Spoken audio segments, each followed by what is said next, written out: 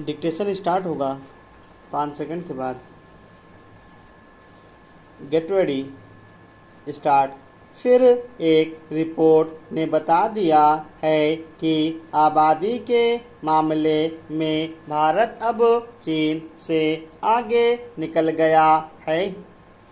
बुधवार को जारी रिपोर्ट में कहा गया है कि भारत की जनसंख्या 1,42,46,00,000 होने का अनुमान है, जबकि चीन की जनसंख्या 1,42,57,00,000 है। मतलब आबादी में भारत अब चीन से 29 लाख आगे निकल गया है। यह संकेत बहुत महत्वपूर्ण है। भारत में इस बार जनगणना नहीं हुई है, पर जनसंख्या के इस अनुमान को किसी पक्ष ने ठोस चुनौती नहीं दी है। संयुक्त राष्ट्र ने 1950 से जनसंख्या के आंकड़े एकत्र करना शुरू किया था और उसके बाद भारत पहली बार दुनिया में आबादी के मामले में सबसे आगे निकल गया है। संयुक्त राष्ट्र के अधिकारियों के अनुसार चीन की आबादी पिछले साल ही अपने चरम पर पहुंचकर गिरने लगी है। वहां गिरावट का क्रम आने वाले वर्षों में जारी रहेगा।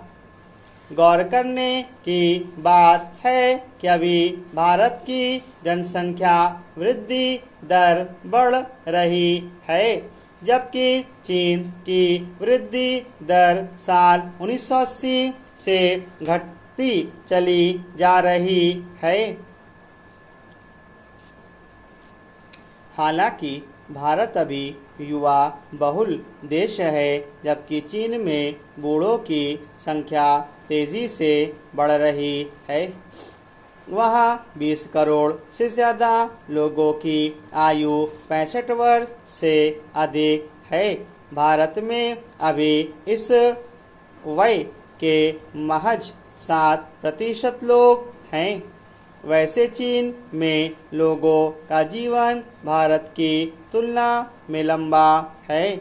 चीन में महिलाओं की जीवन प्रत्याशा 82 है, जबकि भारत में 74 है। चीन में पुरुषों की जीवन प्रत्याशा 76 वर्ष है, जबकि भारत में 71 है। यह बिल्कुल संभव है कि अपने यहाँ जीवन स्तर को सुधार कर चीन ने अपनी आबादी को नियंत्रित किया है। आबादी पर नियंत्रण के लिए स्वास्थ्य सेवाओं का विकास सबसे ज़रूरी है और भारत को भी इस दिशा में अपने प्रयास तेज करने चाहिए। वैसे चीन में आबादी नियंत्रण का काम बहुत कड़ाई के साथ किया गया है, जबकि भारत में उदारता भी ज़्यादा आबादी की एक बड़ी वजह है। चीन ने काफ़ी पहले एक संतान की नीति को लागू कर दिया था, जबकि भारत अभी भी 2 संतान की नीति को ही बढ़ा रहा है।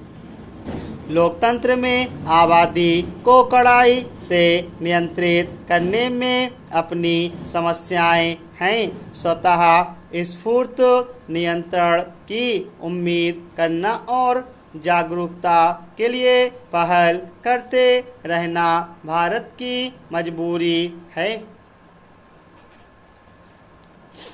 हालांकि संयुक्त राष्ट्र के विशेषज्ञ यह भी मानते हैं कि भारत में बढ़ती युवा आबादी अर्थव्यवस्था को मजबूत रखने का काम कर रही है और आगे करीब 10 साल तक करेगी।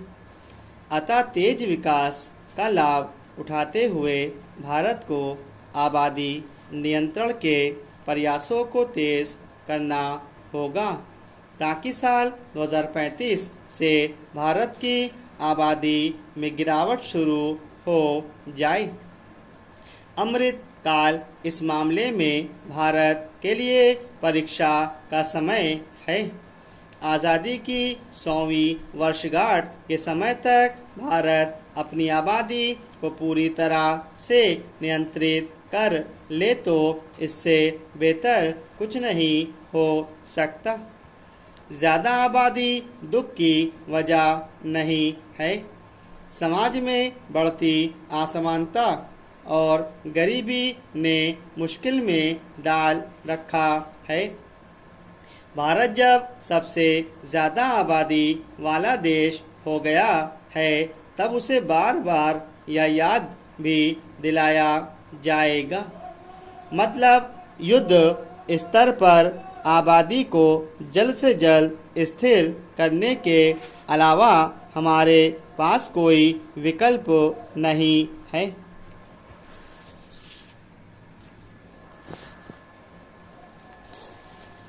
भारतीय विज्ञान संघ के भवन की आधारशिला रखते हुए पंडित जवाहरलाल नेहरू ने कहा कि जीवन की समस्याओं पर विज्ञान के प्रकाश में विचार करना उन पर विचार करने का सबसे अच्छा ढंग है। उन्होंने कहा, वैज्ञानिक चंचल मनुष्य होते हैं, भले वैज्ञानिक भी होते हैं और बुरे भी, किंतु यदि विज्ञान का उचित प्रयोग किया जाए तो कोई कारण नहीं कि विज्ञान बिल्कुल अच्छा ना बने। इसमें संदेह नहीं कि विज्ञान ने बुराइयां भी की हैं, किंतु मुझे अब भी विश्वास है कि मनुष्य की समस्याएं विज्ञान के अनुसार विचार करने से संतोषजनक रूप से हल हो सकती हैं। भारत में विज्ञान की उन्नति का उल्लेख करते हुए उन्होंने कहा कि भारत में कुछ प्रमुख वैज्ञानिक हैं, किंतु यहाँ विज्ञान बहुत पिछड़ा हुआ है। किंतु भारत को विज्ञान में पिछड़ा रहने का कोई कारण नहीं है। यहाँ विज्ञान की उन्नति करने के लिए उपयुक्त मनुष्य और सामग्री है। सरकार उनका पूरा उपयोग करना चाहती है। उन्होंने कहा कि दिल्ली का वातावरण विज्ञान संघ के अनुकूल नहीं है।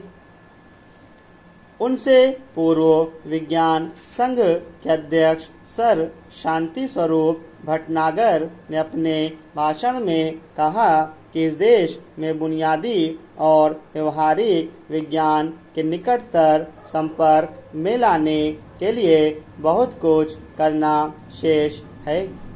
यहाँ विज्ञान का भविष्य व्यक्तिगत सफलता पर इतना निर्भर नहीं है जितना कार्यकर्ताओं के दलों और व्यक्तिगत वैज्ञानिकों के कार्यों के एक सूत्रीकरण पर। राष्ट्रीय विज्ञान संघ यह कार्य कर सकता है। हिमाचल प्रदेश का शासन शिमला 11 अप्रैल। ज्ञात हुआ है कि हिमाचल प्रदेश में जो राज्य शामिल हुए हैं उनके प्रधान अधिकारियों की एक बैठक होगी और उसमें हिमाचल प्रदेश के शासन संबंधी प्रस्तावों पर विचार होगा। ज्ञात हुआ है कि प्रांत के डिप्टी चीफ कमिश्नर ने सम्मेलन बुलाया है।